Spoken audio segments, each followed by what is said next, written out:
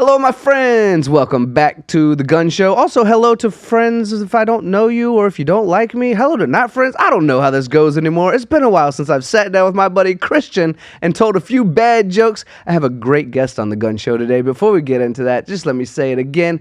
Thank you all for being here. We absolutely appreciate you on the Gunn Show. If you've shown up to see gigantic muscles, I don't have any of those. If you're showing up to see weapons, you may or may not talk about those on this show. However, that's not what the show is about. Yes, it's a little bit tricky. There are two N's in my name, and this is the Gunn Show. It is a show about humanizing manufacturing, everything that's made around us that we get so excited about. Some of us get so excited about. We're trying to get other people excited as well. Everything that's made around us, that's what this show is about. The fact that these parts, these phones, these cars, these planes, these TVs, these microphones, everything that is made by a human. So let's get to know those humans, right? Humanizing and why you might want to be a part of manufacturing as well. We tell some bad jokes, we tell some good stories, we have some great guests, but it's really just about building that web of connection amongst the entire planet when we can, to let everyone understand, respect, and appreciate the fact that, and no offense to you doctors out there, I love you guys, but what would a doctor be if they didn't have any of the things that were manufactured for them? They'd wrap you up in a sling and tell you to go about your way, pat you on the butt, give you a wet cloth, and tell you to cool down a little bit. I mean, it puts you in a pool, I don't know, but there's not a lot of things that aren't manufactured that work inside of the doctor's office. So with that being said, let us just move on to these terrible, terrible jokes. Christian, you got your microphone ready. I got a couple of really bad ones. We love starting with a fake laugh and sometimes a real laugh. Christian, you ready? Yes. All right, first things first. It's just a little advice for you as I've been away a few weeks. So that advice is before you marry a person, because I know how serious you're getting these days, before you marry a person, you should first make them use a computer with the slowest internet connection to see who they really are. You ever had a bad internet connection?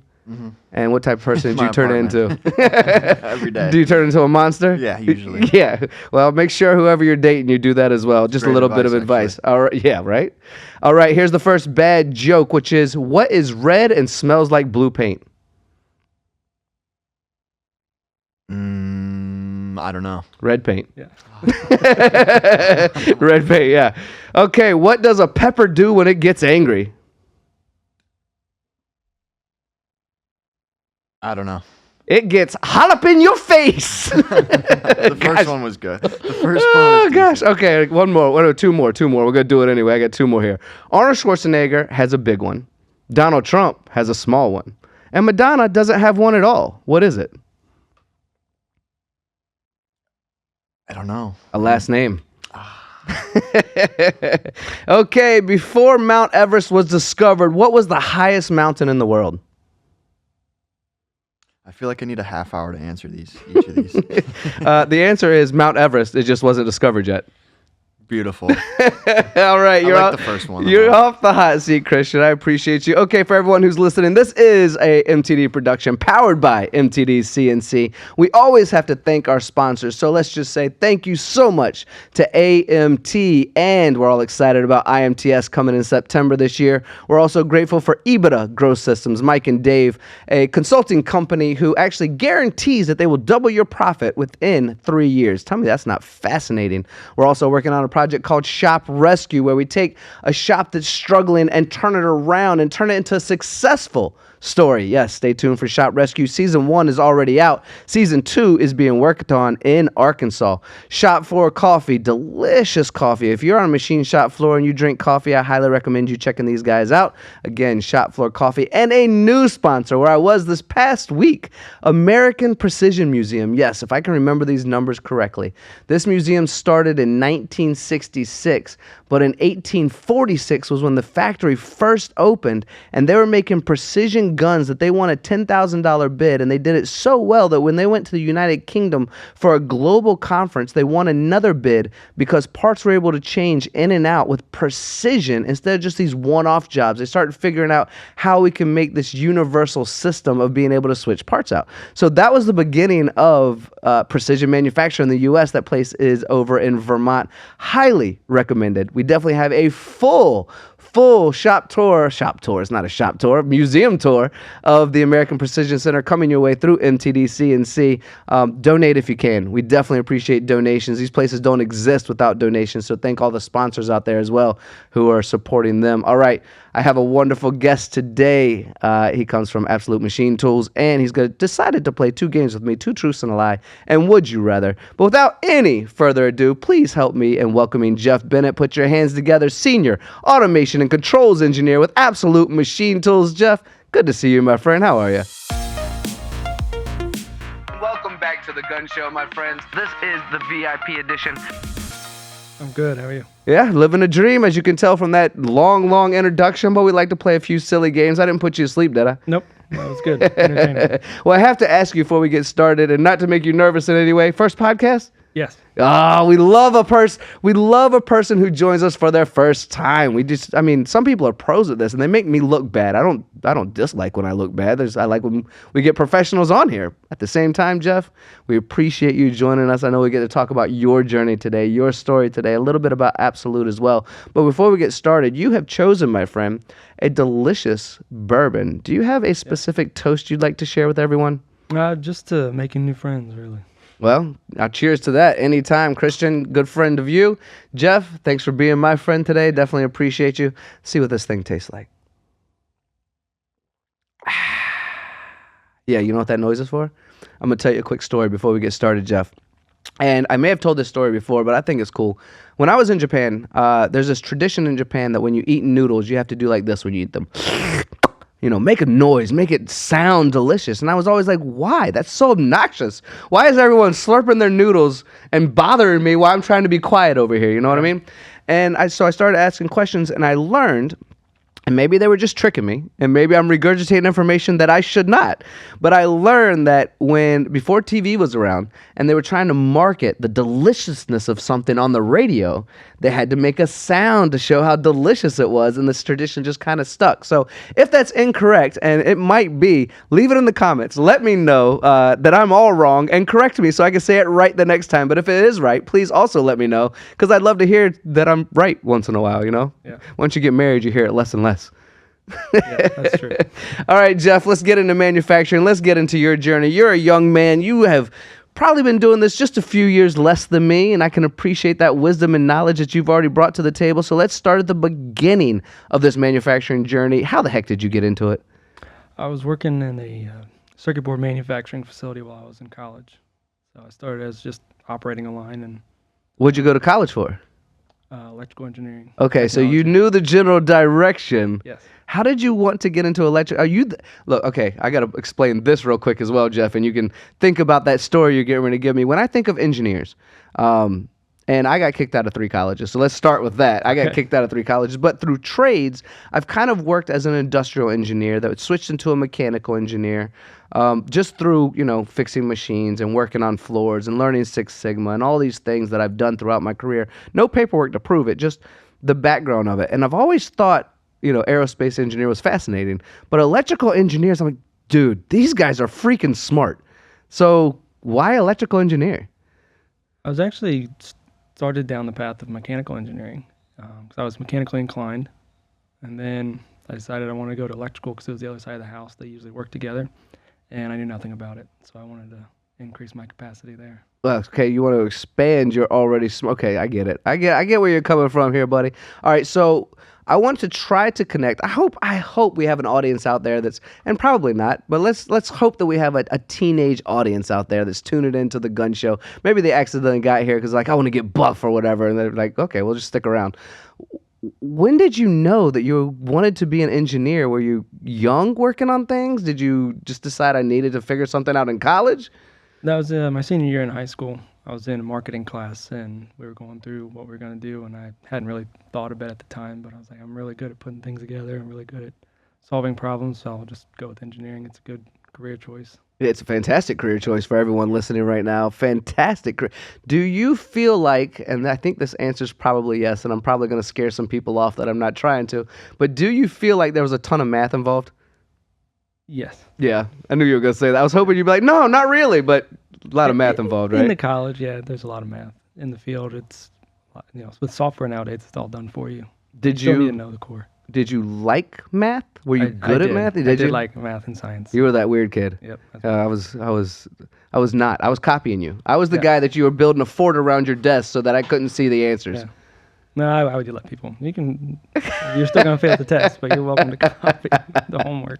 Yeah, that's so true. You'll fail the test, but that's so nice of you. Yeah. Thank you for allowing people like me to indulge. Maybe that would get me a C or a D instead of an A though, because I got all my homework done. Right? Yep. Didn't know a thing. Right. What intrigues you about math, Jeff? Why do you like it? Black and white. The right answer is the right answer. You know. You lead your life that way also? Like you pretty much know when you're surrounded by good people Yeah. or the right thing? Yeah.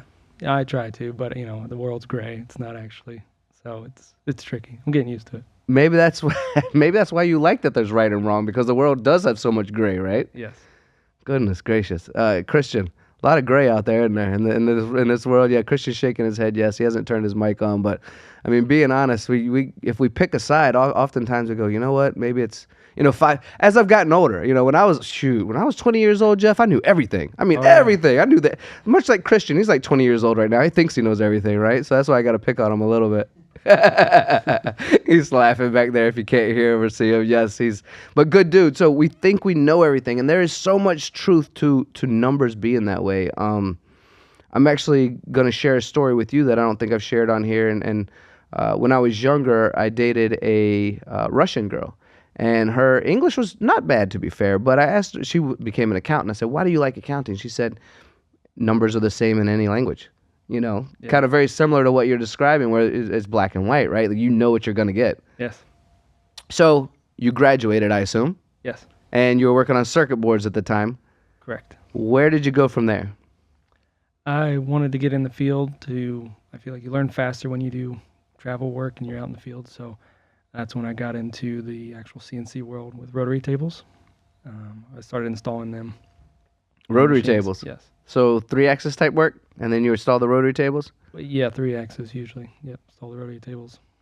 4th and 5th. When you were doing that, and I'm going to share some experiences of my own as well, but when I see a 3-axis machine out there, and I hope I'm not offensive when I bring up certain subjects like I'm about to do, but when I see a 3-axis machine out there in the world we're working in today, I always think that something's missing. Even if we're using quick change 0-point, quick change systems, right? Yeah. And we're switching the vices off, and maybe we have a vice ready to go into the machine spindle is still down. We're still working on the top side for the most part, some of the sides as well. Typically, there's going to be additional operations that need to be done by flipping apart or utilizing another machine, right? I always think, man, what could they do with a trunnion? Man, what could they do with automation? Did you feel that same way? And what were some of the responses that you got from some of the folks out there when you were installing these trunnions? They seemed like they knew what they were getting into when they wanted to get that extra axes or 2 axes with it. But I thought, I was real new to it, so I didn't really know a whole lot what to think. But I thought, it was just really cool.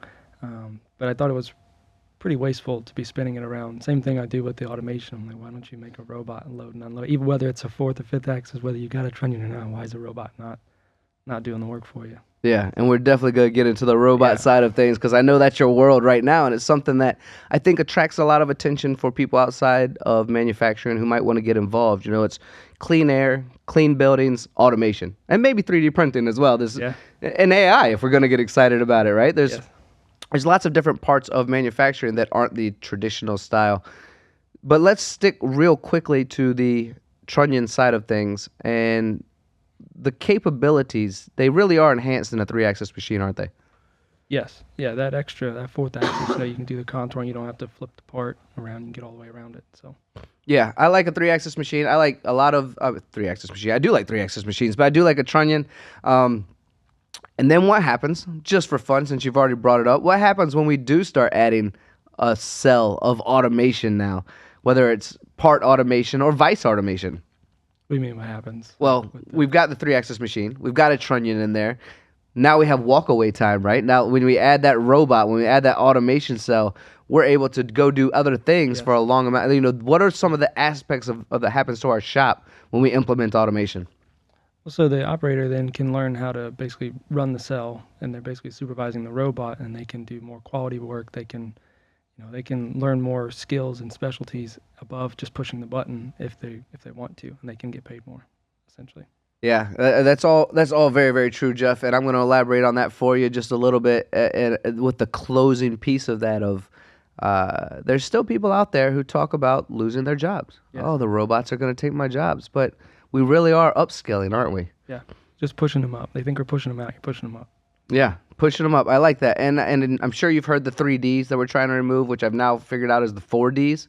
Dull, dirty, dangerous, delicate. These are important aspects when we talk about upskilling and also inviting people into our shops and removing the fear. Have you, because of your current job, Jeff, have you ever been into a shop where before automation got there, the young men or women were somewhat nervous? I'm going to lose my job, or what am I going to do? I've been loading and unloading this machine every day, and how am I going to prove myself? And then later on, a few months later, maybe they're running 3 or 4 machines. Maybe they're running, getting a raise. Maybe they're upskilling like you're talking. I see this all the time. But you're in the field. Do you see this as well? Yeah, I see more of their nervous. There's machines and stuff for them to go to, and they're not worried about losing their job. They're just worried about keeping their job because they don't know if they're going to be able to learn the robots. Not that they're going to lose the work. They're like, well, now I have to tend the robot, and they kind of understand that. They've been prepped, but they don't know. They're worried about the learning curve. They think it's going to be really long, and they're going to get fired for it. But let's talk about that learning curve. What do you think? An hour, a day, a week, a month, a year? What are we looking at for this learning curve? it's usually, we do training within a half day to a day, depending on the cell, especially with the collaborative robots that are out nowadays and all the drag and drop. They made programming so easy. But a month or 2 is usually when I stop getting phone calls. I tell them, like, whenever I leave here, you're welcome to call me.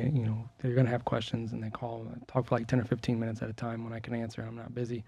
But after 2 months, that's usually gone, unless they have a really specific question later on. But it's never really failed much lately. So 1 to 2 months, and then they're done asking questions. It's really that easy, isn't it? Yeah, and they think it's going to, because the first week or 2, they're calling, they're texting, calling like every day, every other day, and they're like, you thought you said it was, I'm like, just give it time. And then 2 months, and I don't hear from them. We don't know what we don't know. A lot of us say that.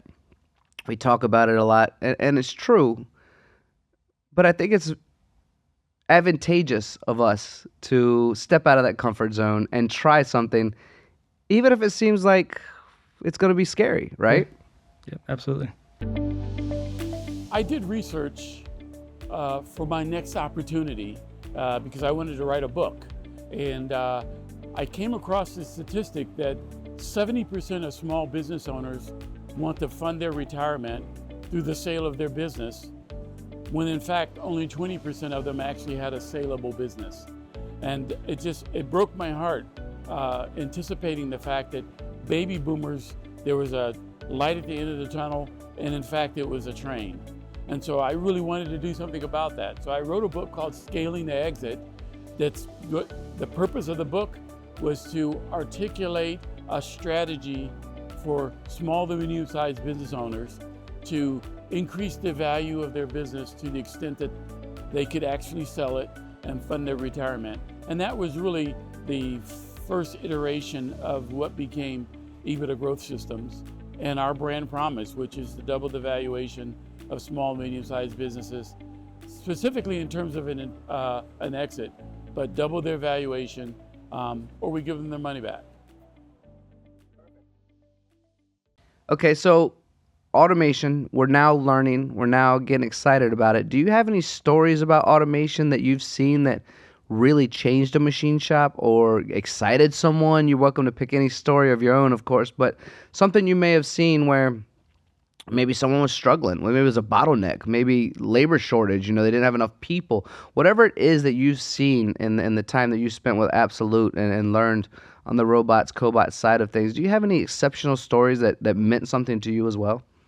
There was a pretty interesting one up in Cleveland. Everybody's got labor shortages. Like, that's our number one, like everybody else, of needing to install robots. So they were having some issues, and then we loaded it up, and the part was, it's pretty tight on the collet and everything. It was on an indexer, and we put a robot between 2 machines and 2 mills. And by the time they were done with it and it's running, they're getting, I think they said 36 hours between both machines. So both machines are running almost all day, 24 hours.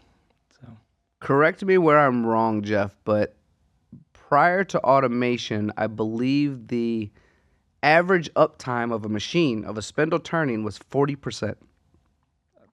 I guess I don't know. I don't keep up with that too Yeah. much, but Well, that's because you're always fixing it. Well, Yeah. I've seen the problems. I've run the problems. I've been in shops where I've had to try and figure out that 40%. And 40%, 50%, that's actually on the high side, because I've been into a lot of shops where machines will sit all day, every day, and they're not sorting it out. That's also how we can remain price competitive on a global scale, is by adding automation, isn't it? yeah, absolutely. And then sometimes they think they move a little slower, like Screwmatics, who we're going to go to. They, a lot of customers, not just them, the operator will have been running the machine, and they don't talk much. They do their job, and they just go to break and they go to lunch. And the robot technically loads and unloads slower than them, but by the time robot doesn't take 2 breaks a day and doesn't take lunch, and then it can run for a certain amount of time after they're gone. It's not running all night, but they just load it up with whatever, and then by the end of the week, it ends up doing more work than the operator did, even though it's slower. Yeah, absolutely true. I've had a conversation with folks that have previously run 3 shifts, but one of the main focuses of their company is to give a better way of living for every employee. So they offer great incentives, and there's a lot of reasons why people might want to work for this company I'm talking about. But one thing that they did that I thought was fascinating was they ran 3 shifts. They brought in automation, not because they were failing and not because they didn't have the labor that they wanted. It was a great company. It was because they wanted to offer the night shift people the opportunity to work day shift or swing shift.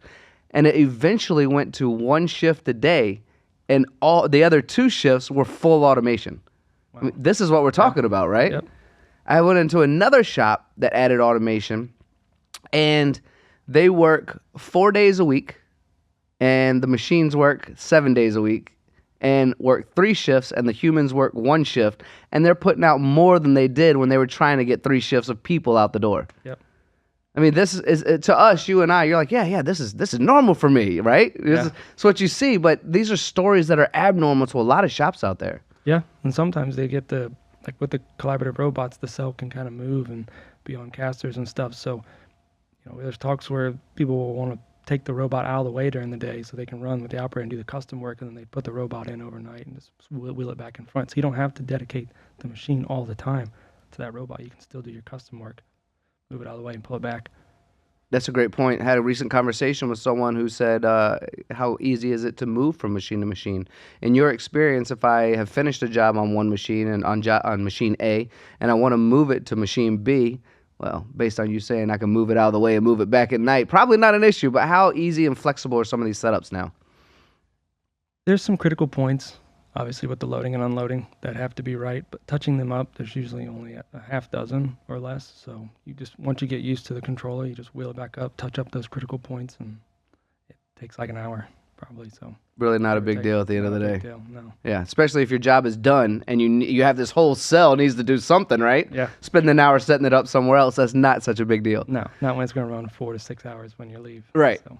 But you've probably sat into sales conversations where it comes up, it goes, well, this client says it's a high upfront cost, and I don't know when I'm going to get to my return on investment. What would you say to people out there who sit in that chair that says, I want automation badly, but I just don't have that upfront cost? How do you justify that conversation?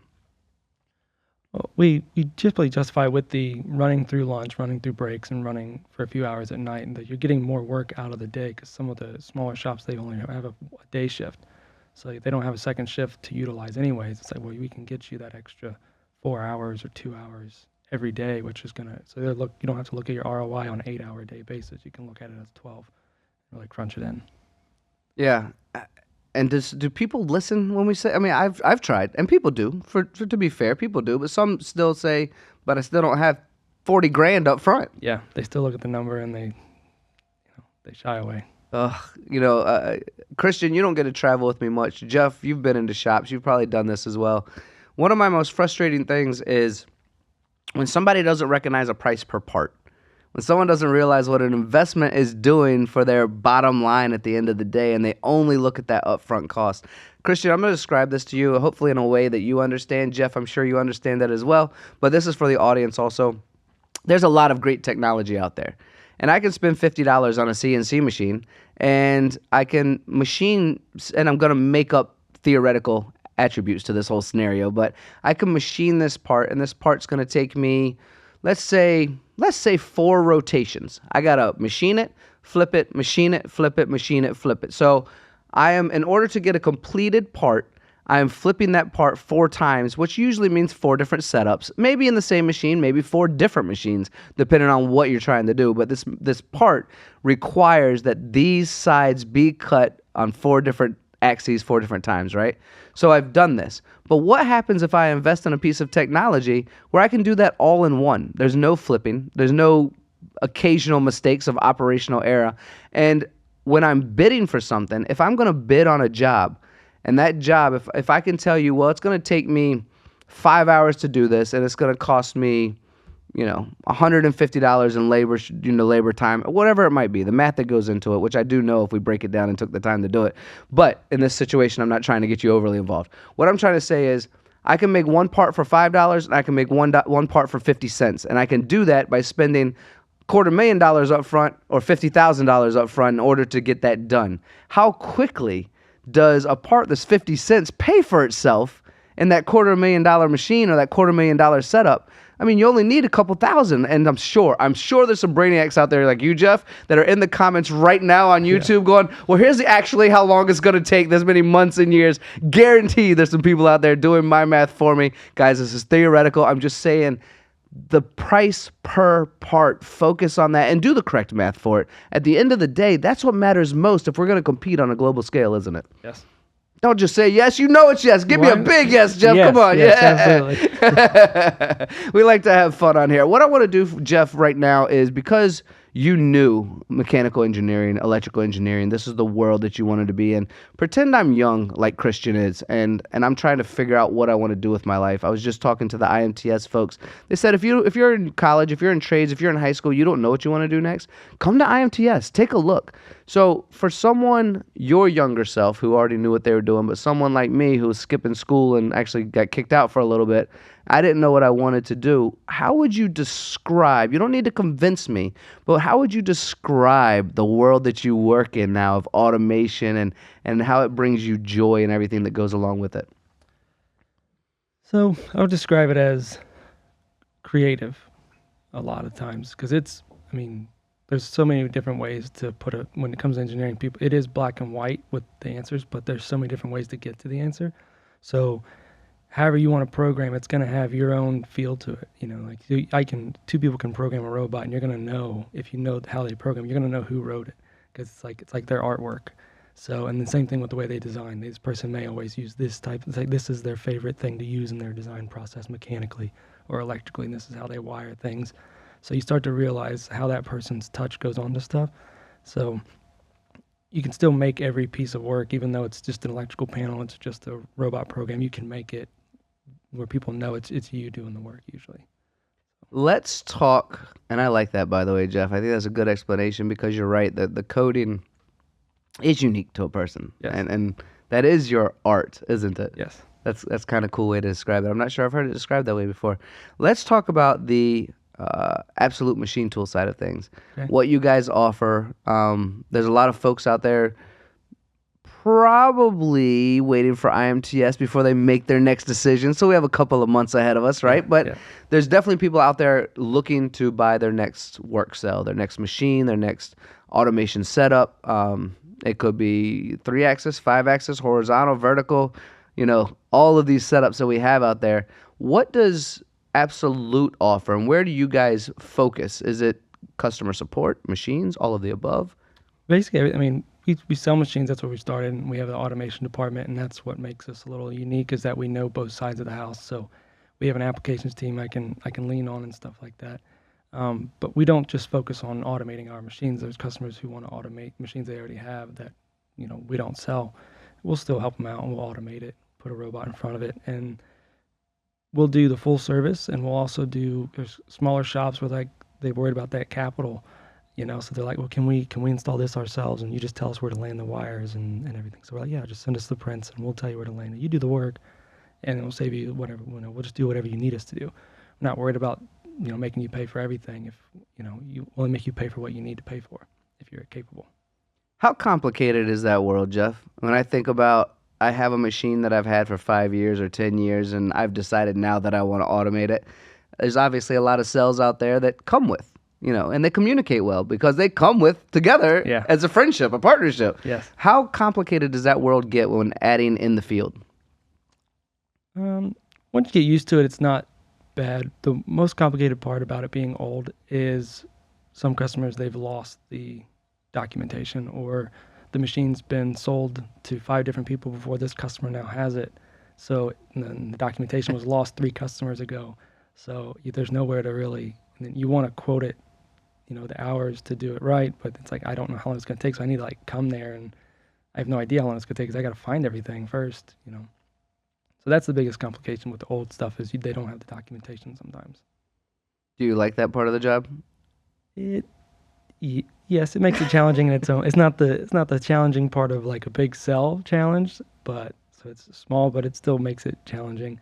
It's a little frustrating at the same time. So I don't know why I like it, but like whenever you're just behind an electrical cabinet and you're hot and you're sweaty and you're on your knees and your knees are killing you and you're like uncomfortable, so you're getting mad, but at the same time when you're done, you get it working, you get the sense of accomplishment, so you're actually happy. I have no idea why I like it when you describe it that way, Yeah. But I do.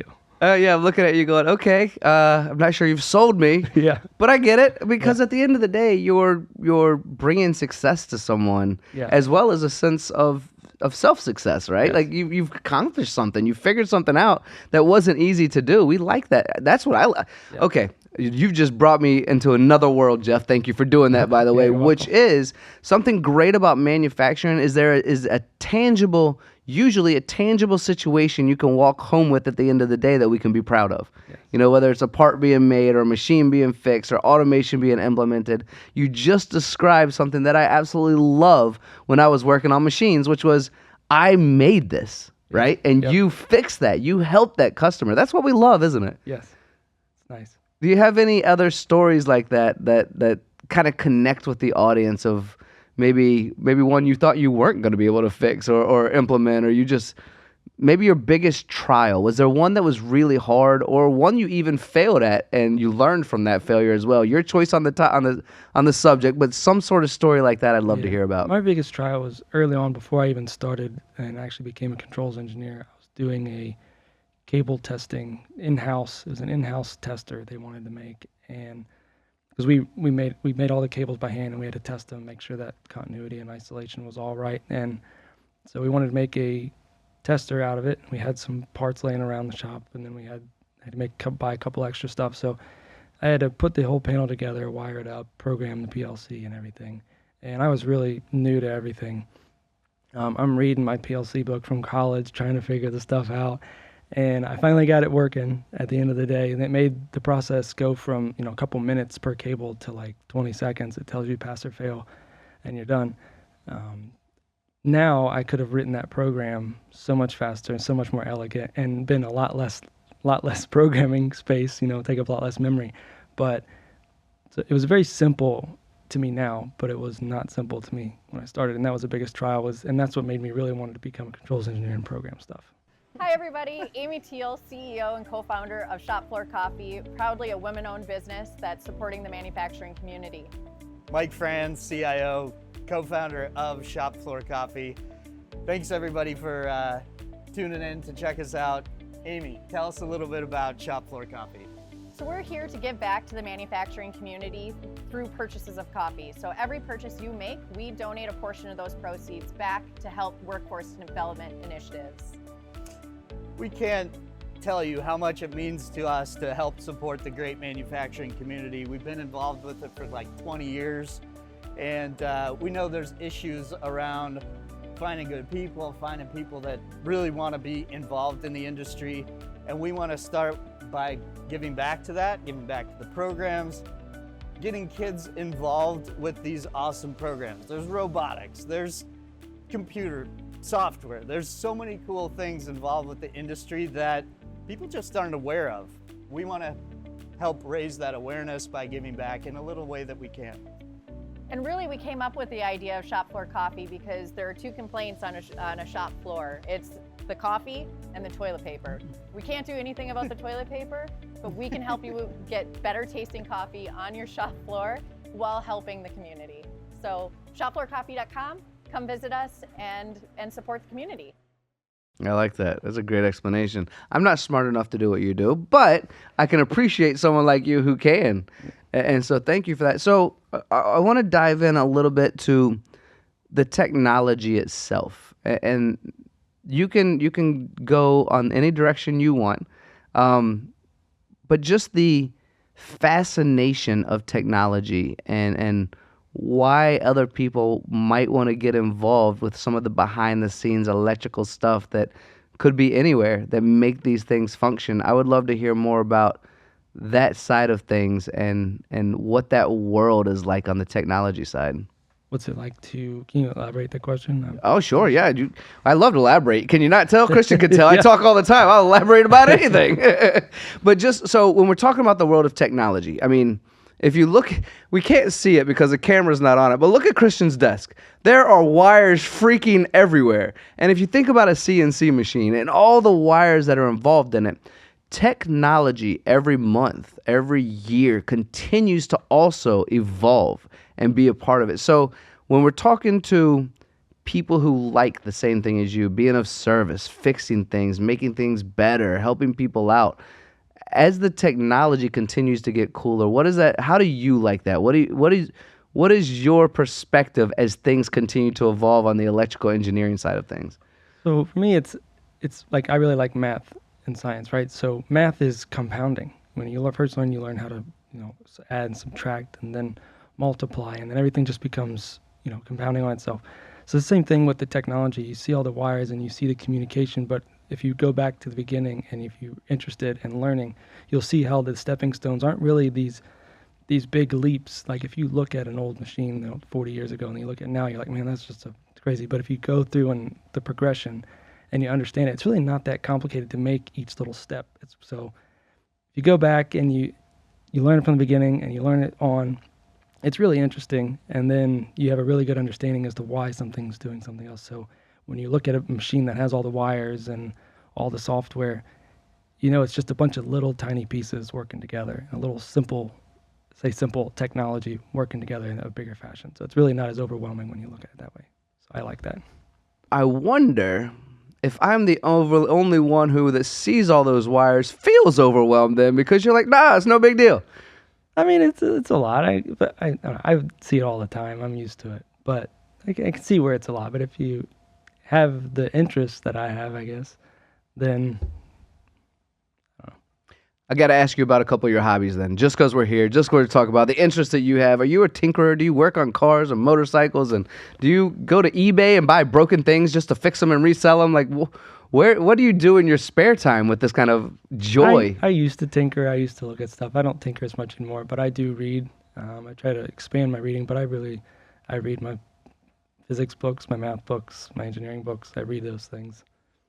So I should probably read more. Yeah. I tell people, read.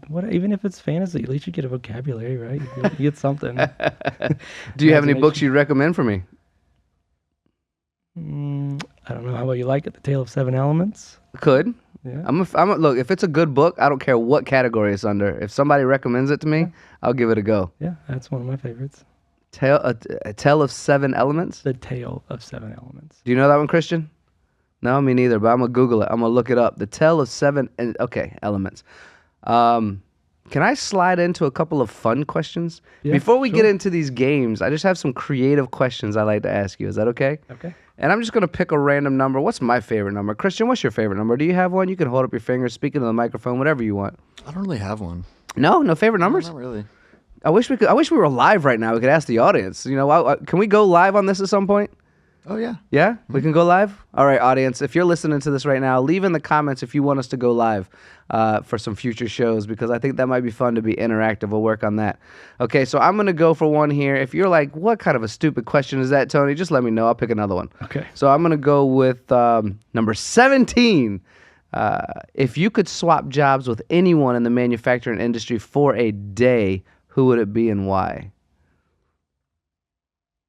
I don't know if I know any of their names. Oh, you like your own? You like your own job? Is that what you're saying? Well, I mean, I don't know if I You know. don't have to know their names, just the position, the role. What would you think would be fun?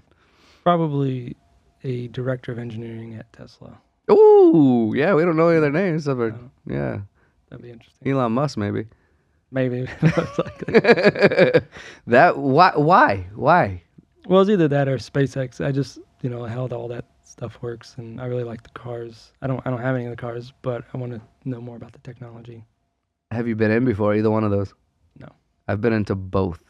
It is mind blowing. Wow. Yeah, it is. To see the size of a rocket up close, only a portion of it, just the part that they're working on, the tippity tip, just the tip. Anyone ever play that game? Just the tip. Just the tip is massive, and you don't realize, I don't think, the engineering. You would be, oh my gosh. Did you know that in one of the SpaceX locations they have where they filmed one of the Iron Mans? They have a whole area where Iron Man was filmed, and it made me think of it because they're just wires hanging all over the place. You'd be fascinated walking into there for sure. Yeah, definitely. Yeah.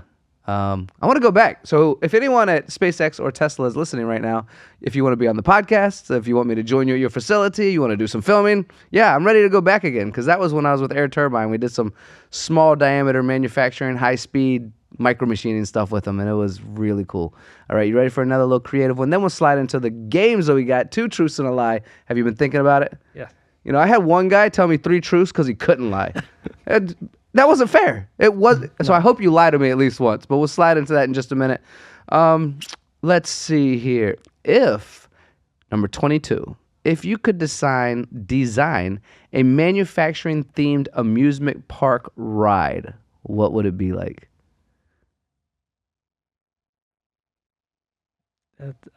It's tough, right? Yeah. You know what that would be for me? What? It would be robots everywhere. It would just be like, it would pick you up of one roller coaster, put you on another roller coaster, shoot you off, grab you off of that one, put you on another. It would be like an automated virtual reality roller coaster. That's what it would be. You're talking about the robot's going to take you off the tracks and have actual picking. Yeah, either the tracks or the humans. I have it. Liability No. This is imagination. Okay. We're using we're Willy Wonka at the moment. Okay. We're making up whatever we want. There's definitely liability issues with that. All right. But no, I don't know if I have any. You want to try that one? Yeah, sure. We could do one more before we slide in. Yeah, there's definitely liability issues. I was just, yeah. Don't do what I do, guys. Don't do what I do. How do you think ancient civilizations will react to modern manufacturing techniques? They would definitely be in awe, with the stuff that we've done lately. But I think they would actually appreciate it in some way. I think they would get in, again, with the learning curve, I think they would be able to learn it quickly if they were to hop in and you showed them a real quick, brief history of time, progression, and then they would actually probably wouldn't have that much harder learning it than someone brand new to the field. They grew up. Yeah, to be fair, I admire what they did. I mean, when I look back at any of those pyramids from anywhere around the world, and I think, how did you do that? Yeah. And they might think the same thing. I think there's probably admiration if we were able to connect those dots, right, on both sides. Yes. It's that was something I learned in the American Precision Museum as well, was that the precision was being done in early days. It was more about speed, the ability to do things quicker, which is what we're working on now, right? Yep. That's where automation comes in. That's where these machines come in. All these software programs, machine monitoring, ERPs, we're all trying to do those precise things quicker and with less people at the moment. Mm-hmm. Well, thank you for doing what you do. Thanks. that allows us to do that, to compete globally, to in one way or another support this labor shortage without just going out of business, and continuing to be here in the U.S. number 2 manufacturer in the world, which I believe that we'll get back to number 1 again and continue to grow as we inspire, thanks to people like you, Jeff. You ready to lie to me a little bit? Yeah. Yeah, 2 truths and a lie. You ready? Yep. All right, brother. Give me 2 truths and a lie. You're not supposed to tell me which is which. I know. All right, and I'll try to guess. And Christian knows this already. Never won this game. Once, maybe. I think you did once. Once. Yeah. And we're deep into episodes at this point. So, yeah, I'm not good. Just make up whatever you want. Okay. We'll have fun. Let's see. I've been skydiving. I've been on a cruise to Anchorage, or I've been dog sledding in Quebec.